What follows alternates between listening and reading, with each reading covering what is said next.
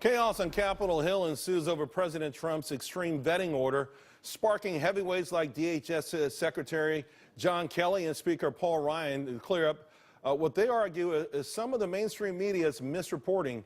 Here's White House Press Secretary Sean Spicer.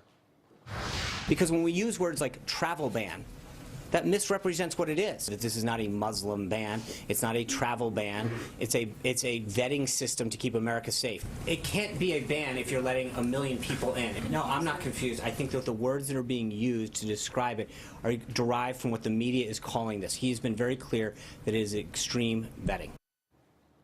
Here to discuss Ebony Williams, Adriana Cohen, and Zuhdi Jasser. Zuhdi, let me go to you first because initially, of course, the mainstream media characterized this as a Muslim ban, and then, of course, the travel ban. And the White House is simply saying it's a suspension from certain countries deemed dangerous to this country, and it's temporary. How do you feel about the way this whole thing has been rolled out and the way it's been characterized in the media?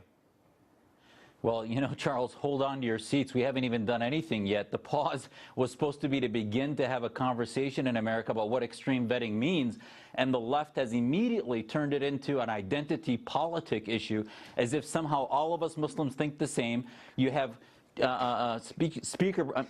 have Majority Leader Pelosi whispering into Andre Carson's ear today, on a hot mic saying, tell him you're Muslim, tell him you're Muslim. I mean, basically, they're equating being Muslim with anyone coming into this country, and that's absurd. At the end of the day, there's nothing more pro-Muslim, Charles, than vetting against jihadists, vetting against Islamists, and he hasn't even convened the commission yet that would begin to lay out the criteria. There's just a pause to talk about it, and you see how dysfunctional the left is in talking about it. Now, having said that, it has been rolled out a little. The messaging has been poor. The messaging should have been better. And at the front lines, we need to make sure that we don't screw up how we do this with folks that have visas and already have permission to be here, because that'll make the messaging even more difficult. Well, to your point, a couple of things have already been adjusted over the last day and a half or so. So whatever tweaks I think need to be made are going to be made. But Adriana, I got to tell you, watching Sean Spicer, for instance, today, it was like watching old school tag team wrestling. I mean, it's like, you know, he had the MSNBC person down, and then she kicked the New York Times person under the bus, and he took that person down. It was exciting to see, but it's nauseating, too, at the same time, if every single day it's going to be like this. Yeah, it's definitely going to be interesting and entertaining as well. Sean Spicer, I think, has done an exceptional job so far as press secretary. He knows he's dealing with a hostile media who wants to twist facts to hurt the GOP and you know, distort President Trump's message. So he's constantly going to be having to fight back against that. But, you know, Sean Spicer is absolutely right. This is not a Muslim ban. If that were the case, President Trump would have had to ban, you know, 40 countries from entering the United States. He only specifically targeted 7 nations that even the Obama administration knew were great areas of concern when it comes to terrorism.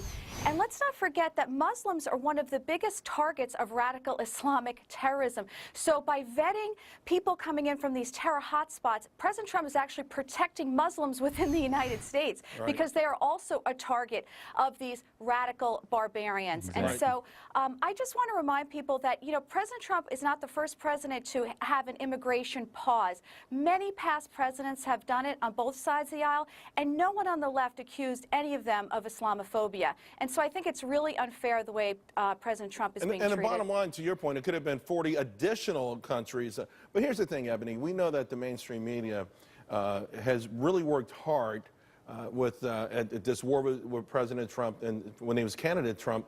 And it feels like anything that can sort of hint at racism or discrimination, they take the ball and they run with it pretty quickly.